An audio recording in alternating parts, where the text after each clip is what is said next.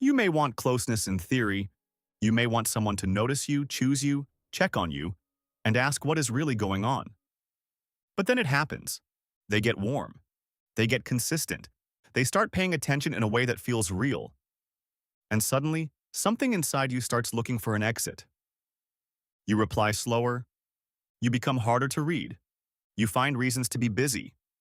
You feel irritated by care you wanted. You may even start questioning the person, the connection, or your own feelings. Not because you never wanted closeness, because closeness has stopped being an idea and started becoming exposure.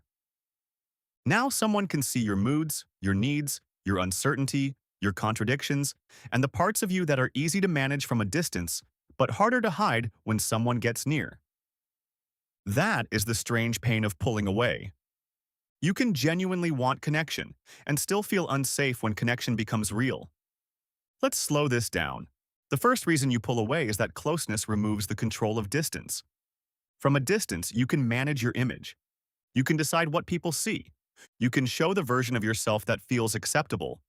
But when someone gets closer, the performance becomes harder to maintain. They may notice when your energy drops.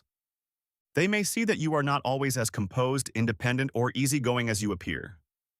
And part of you may think, if they see too much, they may change their mind. So you create space before they can. You pull back first because pulling back feels safer than being left later. This is not always conscious. You do not say, I am afraid of being seen. You say, I just need space. You say, something feels off. You say, maybe this is too much. Sometimes space is healthy, but sometimes space is fear wearing clean clothes. The question is not only, do I need distance? The deeper question is, am I choosing distance, or am I using it to avoid being known? The second reason closeness can feel threatening is that care can start to feel like pressure. When someone cares about you, it can feel beautiful for a moment. Then your mind adds a bill. Now you have to respond. Now you have to be available. Now you have to consider someone else's expectations. Now their disappointment becomes possible. A person who does not care about you cannot be disappointed in the same way. But a person who cares can want things from you. Time, honesty, presence, consistency, a clearer answer than, I do not know. And if you are used to handling life alone, care can feel less like comfort and more like a demand. Not because the other person is demanding too much, because your mind hears care as, now I owe something. So you pull away, not from the person, but from the pressure your mind attaches to being cared for. A useful sentence here is, I can receive care without immediately turning it into debt.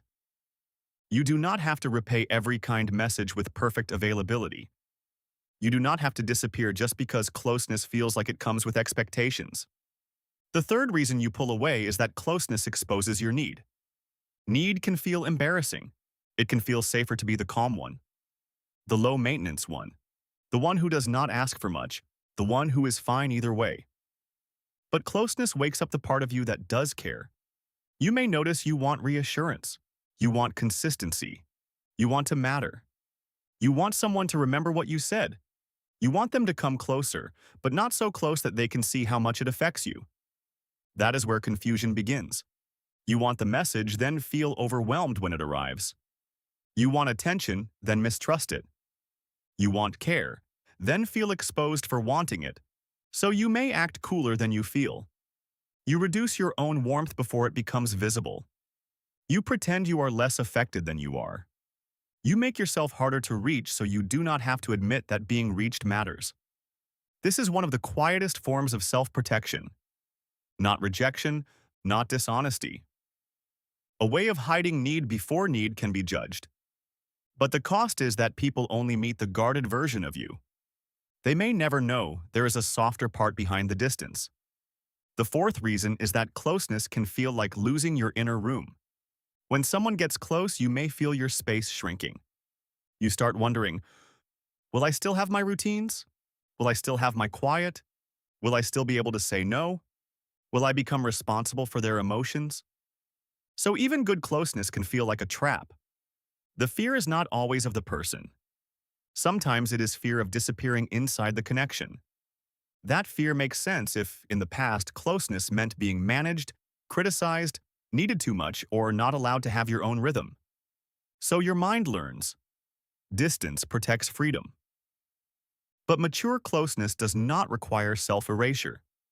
You can be close and still have limits. You can care and still move slowly. You can be available without becoming constantly accessible. Try this sentence. I do not need to vanish to protect my space. I can name my space. Pulling away creates confusion. Naming space creates clarity. There is a difference between disappearing and saying, I like this, and I also need time to move slowly. One protects you by cutting connection. The other protects you while keeping honesty alive. Now, here is the practical part. When you notice yourself pulling away, pause before you act from the distance. Ask 3 questions. First, what exactly feels threatening right now? Not the vague answer, everything feels too much. Be specific. Do I feel seen? Do I feel expected? Do I feel needed? Do I feel like I might disappoint them? Do I feel like I am losing control? Second, what am I about to do to feel safe? Am I delaying a reply, turning cold, creating a problem, acting indifferent? Third, what would honest space look like instead of silent withdrawal? Maybe it is. I care about this, but I move slowly. I need some quiet tonight, but I am not disappearing. I am noticing I get overwhelmed when things feel close, and I am trying not to shut down. You do not need a perfect speech. Just one honest sentence can interrupt the old pattern. And if this kind of inner pattern is something you want to understand more clearly, you can subscribe or leave a comment with the word close. It helps the channel, and it helps others recognize the same push-pull in themselves. One mistake is assuming withdrawal always means the connection is wrong. Sometimes it does. But sometimes it only means the connection touched a place you usually keep hidden. Another mistake is waiting until you feel completely safe before allowing closeness.